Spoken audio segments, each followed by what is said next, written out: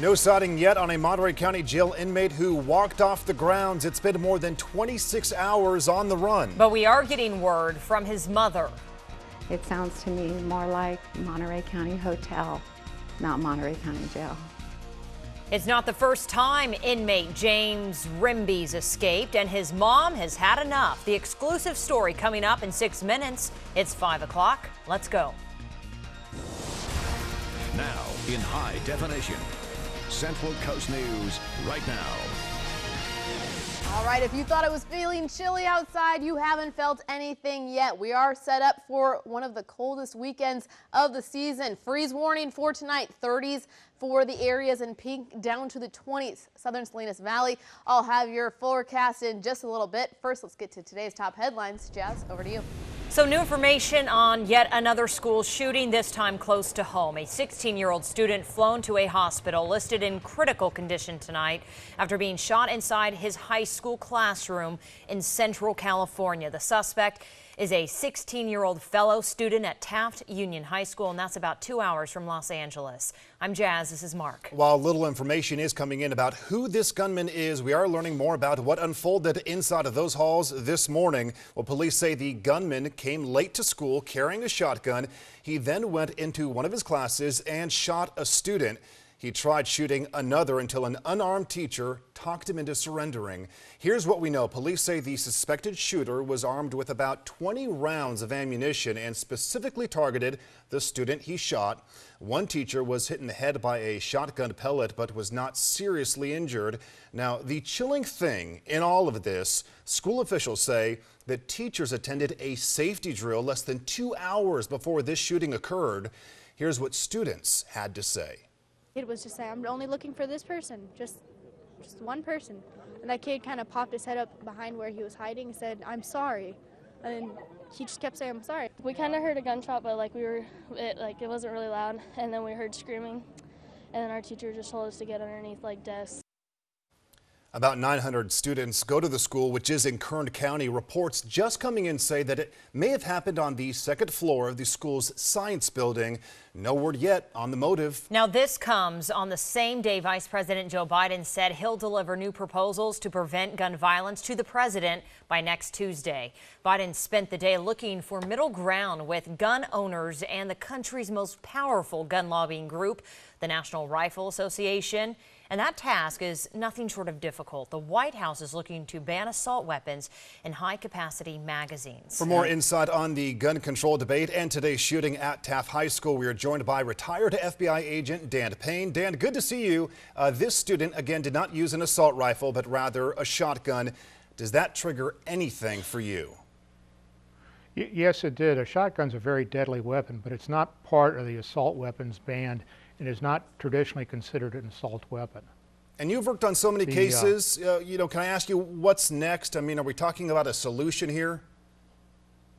Well, the solution here probably would be better security at the high school, because if this had happened in the street and not on a school setting, it probably would have been just considered another shooting.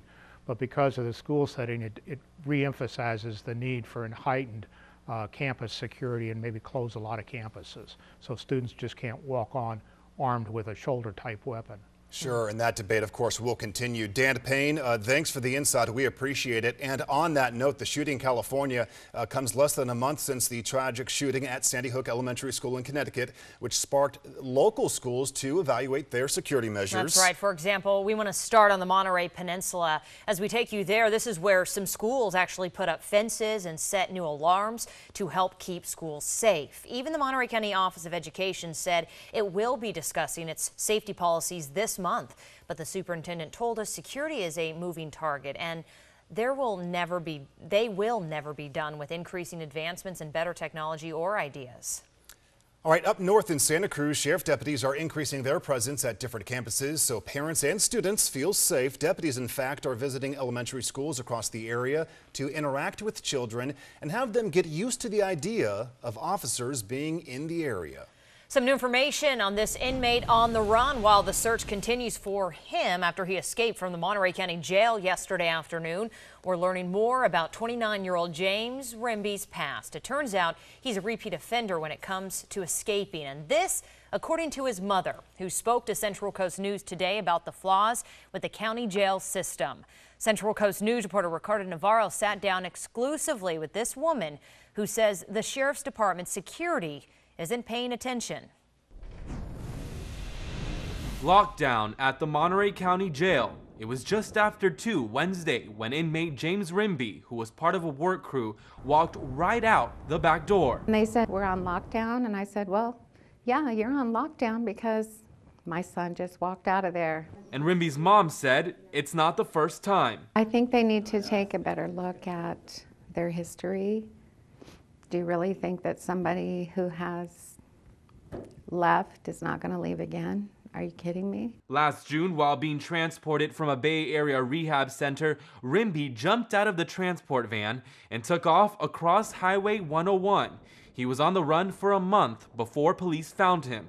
This time, he escaped directly from the jail. Witnesses last saw Rimby here at the Constitution soccer fields. Deputies and Salinas police actively searched the area for hours, but they were unable to find him. Sheriff Commander Lisa Nash said Rimby doesn't have a violent past and had the approval to be in a work crew. Unfortunately, these things can happen periodically, but we do take a good look at them and learn and move forward for the next time. But Rimby's mom said with his drug problem, he has a tendency to want to run to get that next fix. And the jail needs to do a better job keeping him where he belongs. He hasn't contacted me. I'm sure he knows Mom's not too happy right now. Yeah. I would like him to contact me so that I can pick him up. I'm Ricardo Navarro in Salinas, your Central Coast News. So anyone with information on where James Rimby could be is asked to call police. And we're posting this information on our website, KIONrightnow.com. A pay down on debt, more money for schools, and even a surplus. It is here in our Digital Operations Center where we watched as Governor Jerry Brown released his $97 billion budget for the new year. Let's break it down this evening in a quick fact check. The governor said the budget will give California an $850 million surplus following several years of massive debt. Brown also wants to redistribute school funds so more money goes to poorer schools and those with more English language learners. It gives public state colleges an extra $250 million as well. And it's official. President Obama signed a bill to create the first national park on the Central Coast. We are talking about the Pinnacles outside Soledad. Of course, it's a story that we've been following since last year. So now the 26,000 acres are being upgraded from a monument to a park. The Pinnacles is now joining 59 other parks in the nation and 9 in California. We checked in with local businesses who say that it could boost their bottom line as more people come to visit. Take the Grand Canyon, for example. It was not highly respected as a national monument, but today, of course, it's an icon. The Grand Canyon brings more than 4 million visitors every year. Pinnacles currently gets roughly 393,000 people a year. Time to talk weather. Here in the Weather Center now with our forecaster, Brianna Berman-Solo. And Brianna, this weekend could be the coldest one of the season so far. And I see already things popping up on the radar. We're on tap to be the coldest of the season, and that's because of the temperatures dropping overnight. Not a lot of daytime heating. You can see the showers are diminishing that we saw from earlier today. A little bit of snow still over the higher elevations for the Santa Lucia Mountains. Freeze warning for tonight. This goes in effect 2 a.m. to 8 a.m. We're going to see those 20s and 30s. And let's see and put this in perspective what we're talking about here. 39 degrees last night. For tonight, we're on tap to be 30 degrees. Overnight low in Salinas. Watsonville down to 32. Monterey, a low temp of 35. King City going from 37 last night to 28 degrees tonight, below the freezing mark. And we will continue to watch this for you and let you know just how breezy we're going to get as well. Jasmine?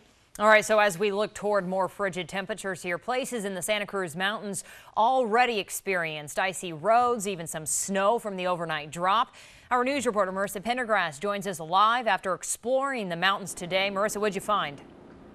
Hey Jazz, right now I'm out at Westcliff Drive in Santa Cruz, where over this shoulder surfers are enjoying some decent waves, but over this shoulder I was up earlier in the Santa Cruz Mountains checking to see if there was any snow yet, and I was near Highway 9 and Big Old Trees Road where I didn't see any, but there was a little water on the ground from the rain. The Santa Cruz Sheriff's Department says that they're not expecting any snow tonight, but they're ready if we do get any. They have four-wheel drive vehicles with chains on them, and they also get information directly from Caltrans and from the Public Works Department if anything changes.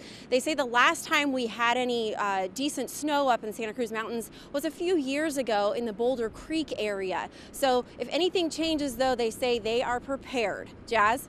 Yeah, I was actually on that story a few years ago covering that. Families throwing snowballs. It was fun. But yeah, no snow tonight. All right, thanks, Marissa.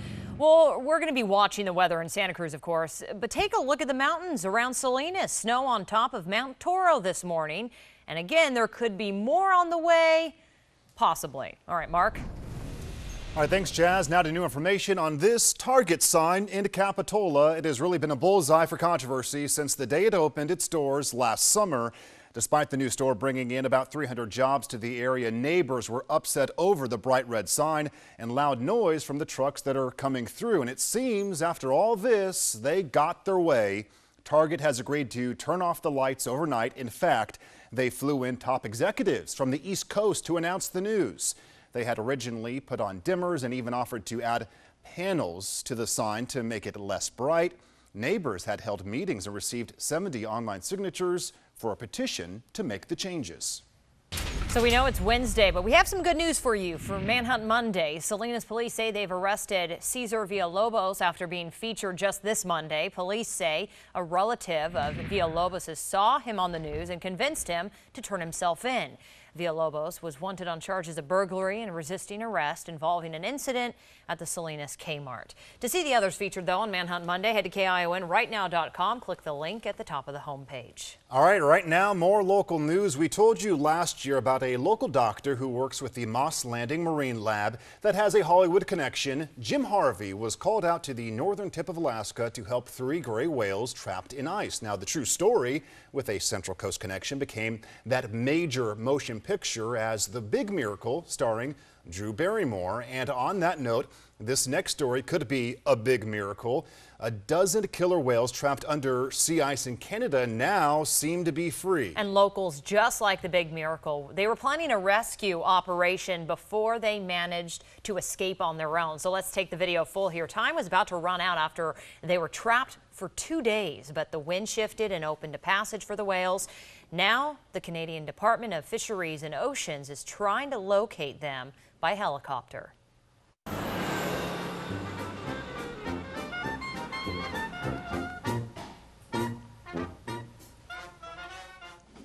Well, our weather forecaster, Brianna Berman-Solo, is with us this week because Chief Meteorologist Norm Hoffman has gone back to school, sort of. So you know teachers are constantly taking classes to learn the latest, cutting-edge information in their field. Well, that is what Norm's doing this week. He's up in Lake Tahoe, so he can bring all of that knowledge back here to us and teach us. A great idea. So, Norm, you are with some of the greatest meteorology minds around. What is the main focus right now? Well, the new focus is we're talking about water supply for the state of California, and 35% of the water supply in the state is in the form of snow. And that snow is stored in the mountains of California.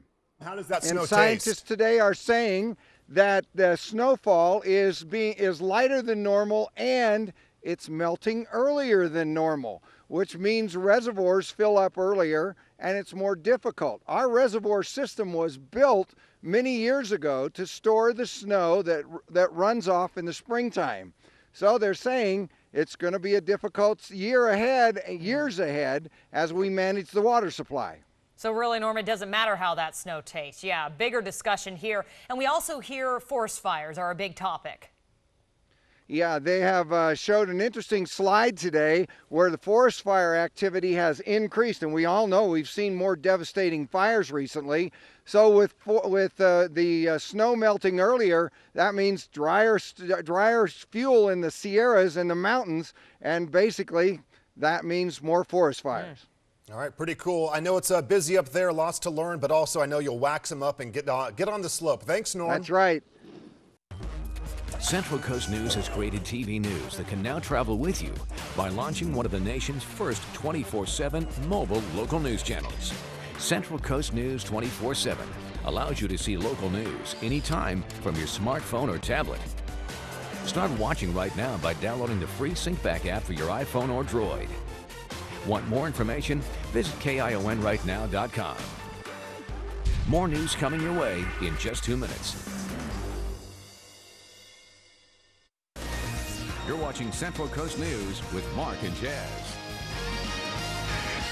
Welcome back, everyone. We're talking about the cold temperatures tonight, but it was also a breezy day on the Central Coast. Highest wind gusts in Ben Lomond, 20 miles per hour, 17 miles per hour in Watsonville. We recorded 29 miles per hour in Salinas and 30 miles per hour for Pebble Beach. So a breezy day today. Temps tonight anywhere from the 40s and 50s for our current temperatures. 50 Monterey down to 42 in King City. Those temps are going to drop for one of the coolest mornings tomorrow we've seen all season. Freeze warning for tonight. Lows in the 20s and 30s.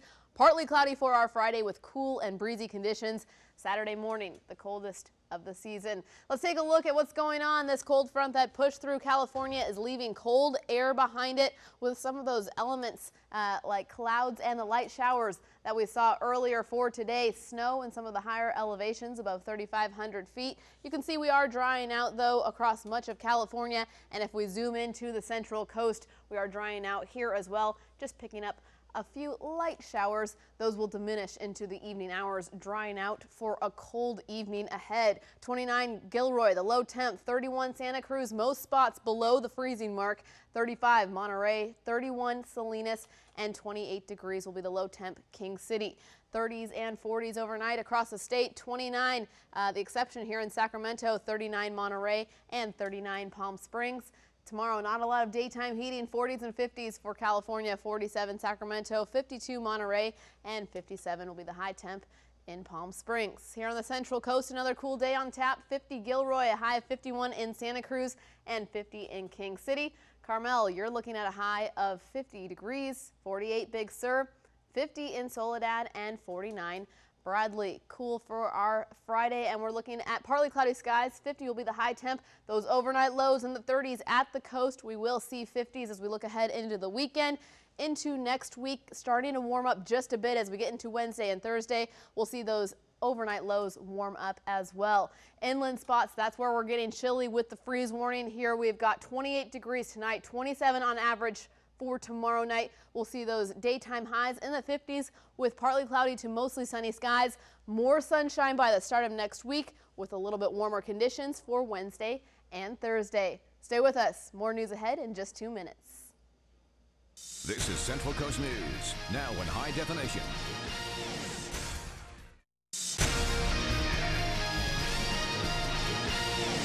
An older couple is in extremely critical condition tonight after being pulled from their burning home outside Los Angeles today. The fire broke out at their home this morning near an elementary school in Boyle Heights. While the specific cause of this fire is under investigation, firefighters found a dried out Christmas tree in the living room. More news in California right now, and staying near Los Angeles. Beefed up security at one school really paid off just a day after it began. Oh, big time. Officer Daniel Chavez is being called a hero after arresting a man with a gun who was running down the street outside the school just as class was letting out. Police say the man has gang connections. The department is deploying, cops to every elementary school in Los Angeles at least once a day. Officer Chavez says he was just doing his job. The pathology report for San Diego native Junior Seau shows the former Pro Bowler had a degenerative brain disease. Researchers at the National Institutes of Health completed the exam after he committed suicide last May.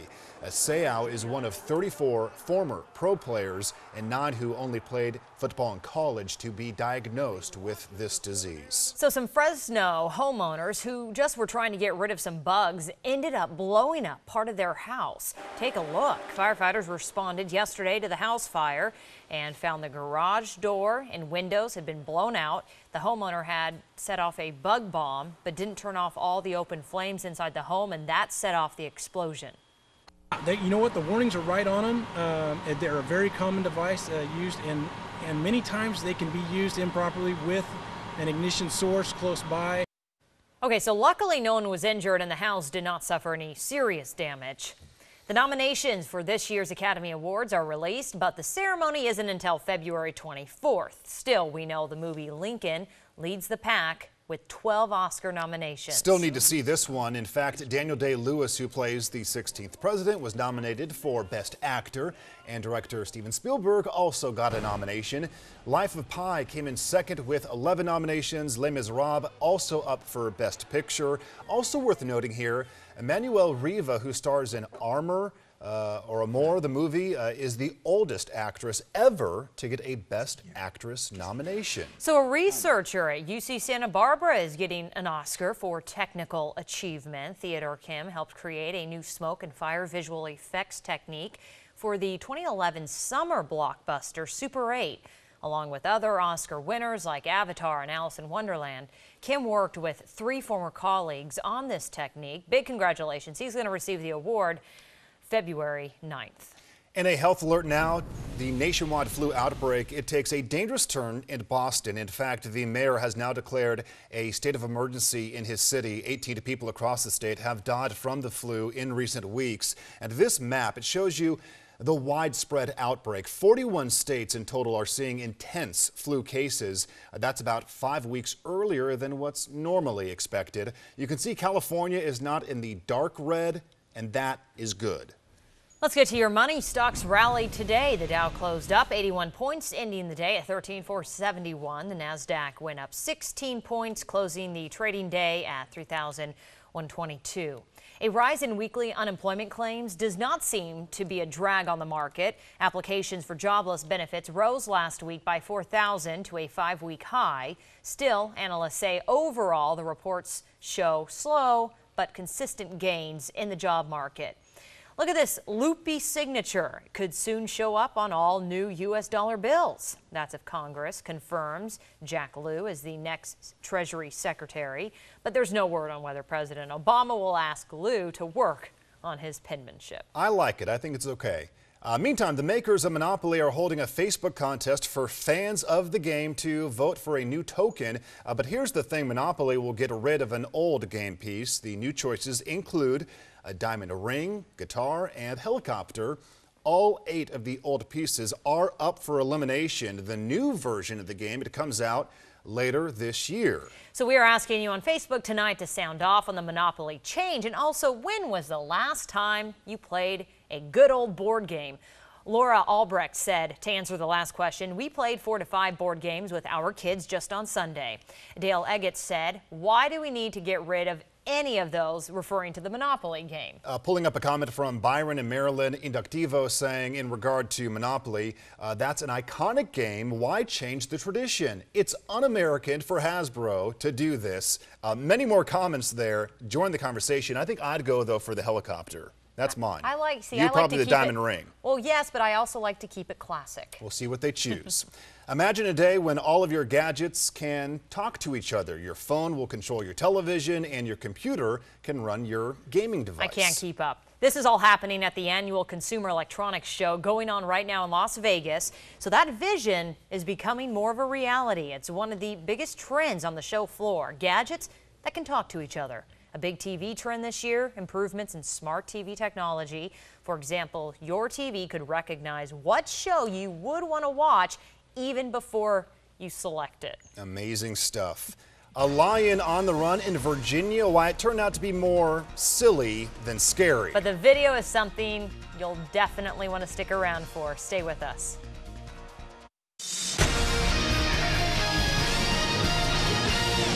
After seeing this running around town, what would you do? Well, it was all bark, no bite. The frantic calls to 911 came into Virginia dispatchers reporting a baby lion on the loose. It turns out this lion was a Labradoodle. That is a lab and a poodle mix. Now, the owner of Charles the Monarch shaved the dog to represent the lion mascot at a nearby university. That's pretty good. I say nice job on the grooming because it worked. Closer to home now after our sneak peek last night at 10. It's now official. Look, he's cute. The most famous cub around made his public debut today at the San Diego Zoo. Now, before this, giant panda cub, Sholi Wu, he had been visible to the public only via the zoo's panda cam. Zoo officials warn his mother is a little protective, so viewing opportunities might be short or even interrupted. You can't blame her. Central Coast News back at 6. We'll see you then.